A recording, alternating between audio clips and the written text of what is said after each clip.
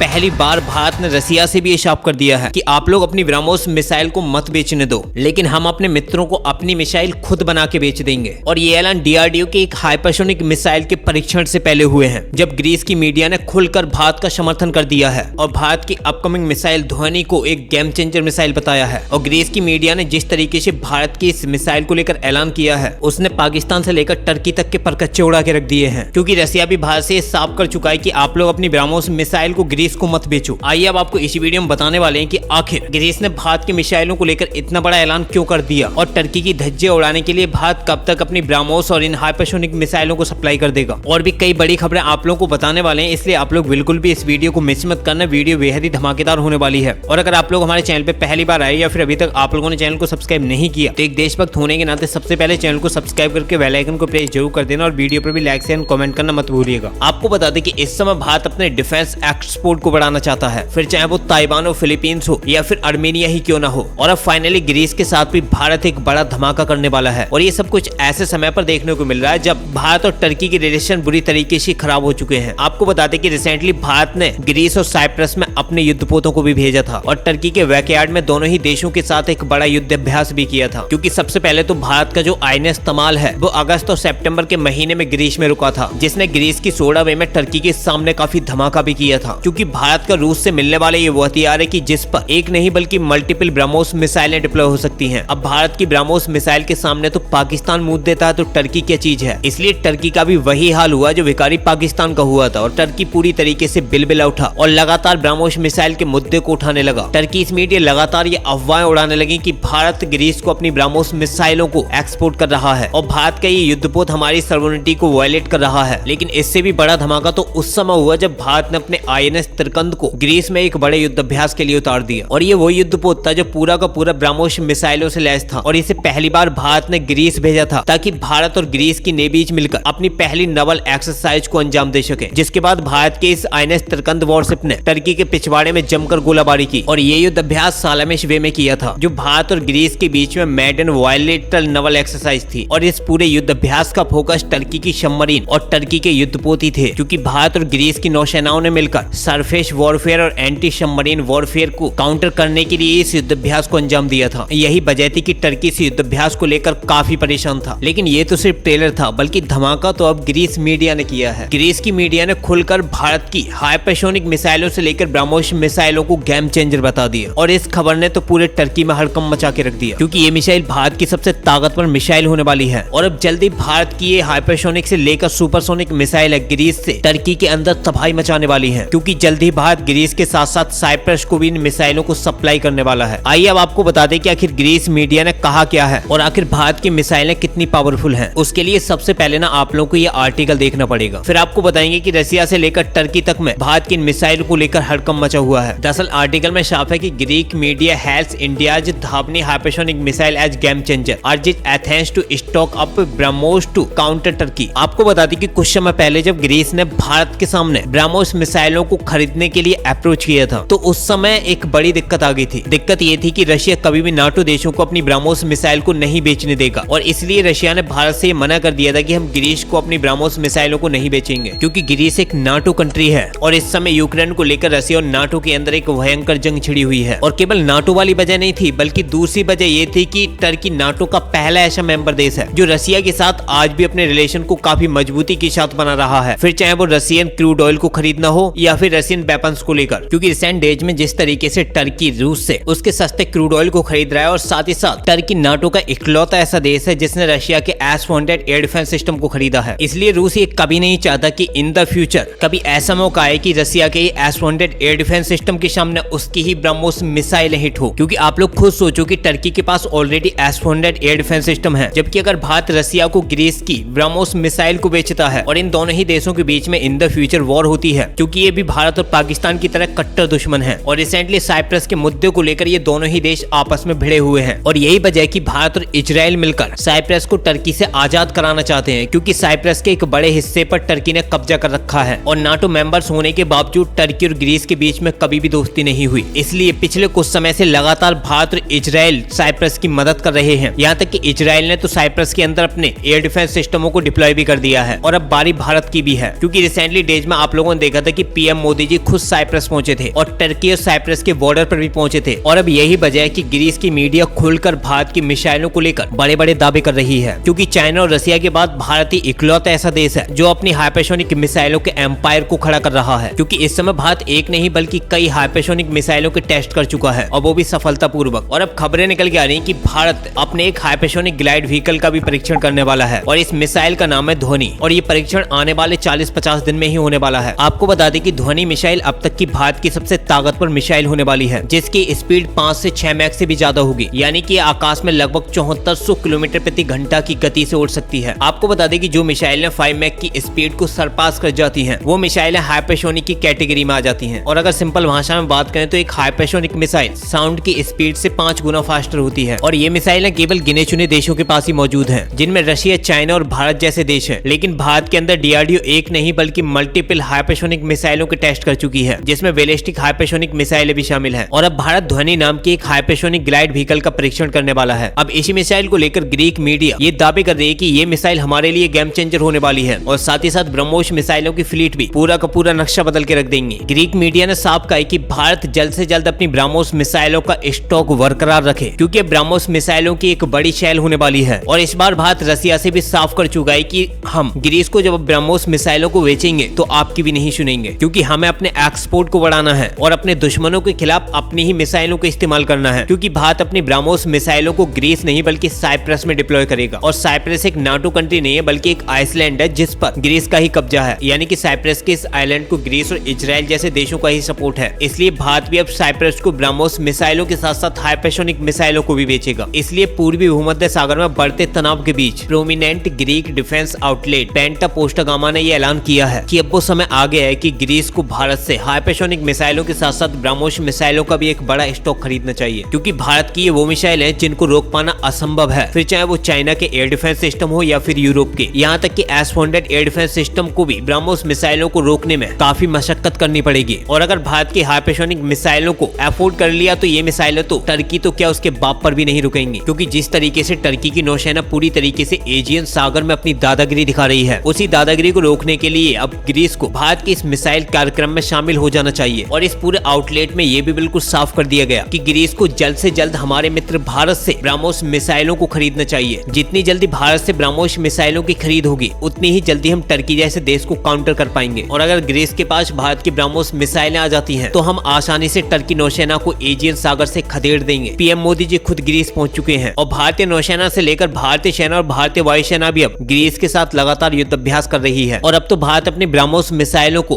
290 kilometre से अब सीधा 800 किलोमीटर तक की रेंज के साथ डेवलप कर रहा है, जिनकी स्पीड भी 4.5 मैक के आसपास पहुंच जाएगी। यानी कि भारत की ब्रह्मोस मिसाइलें भी नियरली हाइपरसोनिक मिसाइल की तरह होंगी। हालांकि भारत ब्रह्मोस 2 पर भी काम कर रहा है जो एक हाइपरसोनिक मिसाइल है। अब देखते हैं इन खबरों को लेकर आगे और क्या क्या अपडेट निकल के आती है, आपको बताएंगे। लेकिन फिलहाल इस वीडियो में इतना ही, मिलते हैं एक नई वीडियो के साथ, तब तक के लिए जय हिंद जय भारत।